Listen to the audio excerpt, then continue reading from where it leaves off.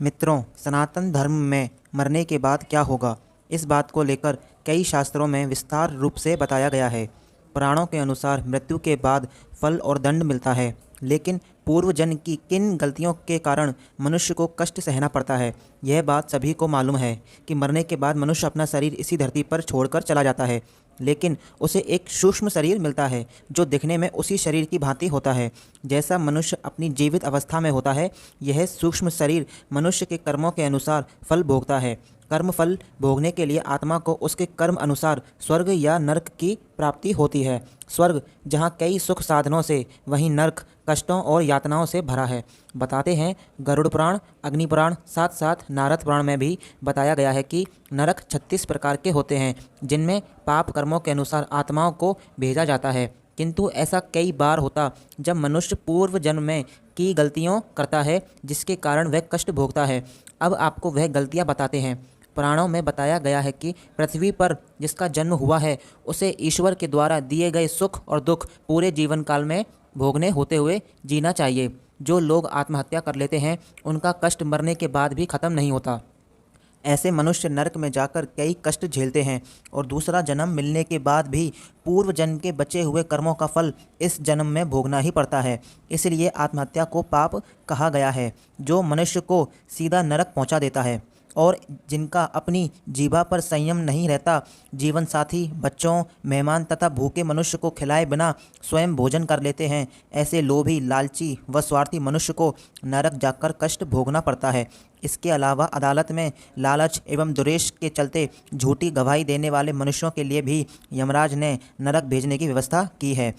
इन्हें मृत्यु के देवता की यमराज की अदालत में बहुत कठोर दंड दिया जाता है। अब आपको बताते हैं कि कैसे जाने कि आप पिछले जन्म में क्या थे।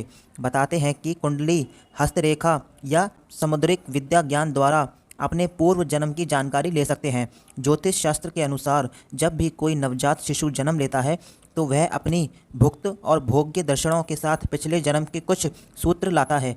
ऐसा कोई नवजात शिशु या बच्चा नहीं होता जो अपनी भुक्त और भोग्य दशा के शून्य पैदा हुआ हो। ज्योतिष धारणा के अनुसार व्यक्ति के वर्तमान जीवन में जो कुछ भी अच्छा या बुरा सरलता से चल रहा है, उसे उसके पिछले जन्म का प्रारब्ध या भोग्य अंश भी माना जाता है। पूर्व जन्म के अच्छे कार्य इस जन्म में सुख दे रहे हैं या पिछले जन्म के पाप काम इस जन्म में उजागर हो रहे हैं, यह खुद की ज़िंदगी देखकर यह समझ सकता है।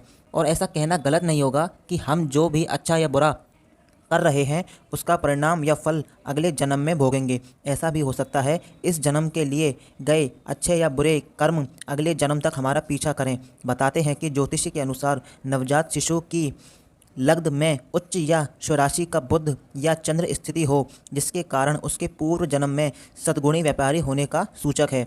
यदि लग्नस्थ बुध है तो वाणिक बुध होकर विधि कलेशों से ग्रस्त रहता है। वहीं अगर किसी शिशु की कुंडली में लगन स्थान में मंगल उच्च राशि या स्वराशि में स्थित होता है, जिसका मतलब यह है कि वह पूर्व जन्म में योद्धा था।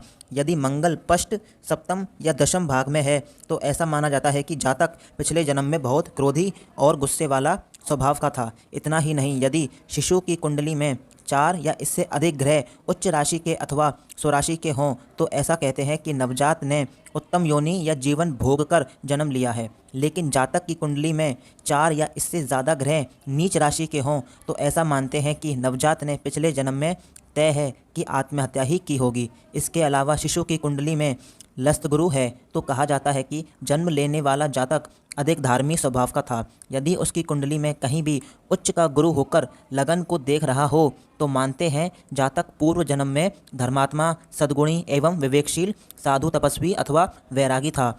गुरु शुभ ग्रहों से पष्ट, पंचम या नवम भाग में है तो भी उसे सन्यासी माना जाता है। वहीं कुंडली में सूर्य छठे, 8वें या 12वें भाव में हो या तुला राशि का हो, तो माना जाता है कि जातक पिछले जन्म में भ्रष्ट जीवन यापन करके जन्मा है।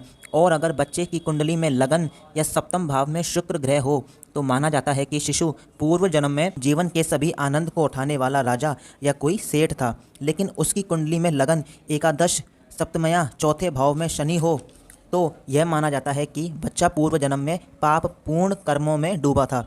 इसके साथ ही बच्चे की कुंडली में लगन या सप्तम भाव में राहु हो, तो माना जाता है कि शिशु की मृत्यु स्वाभाविक रूप से नहीं हुई होगी।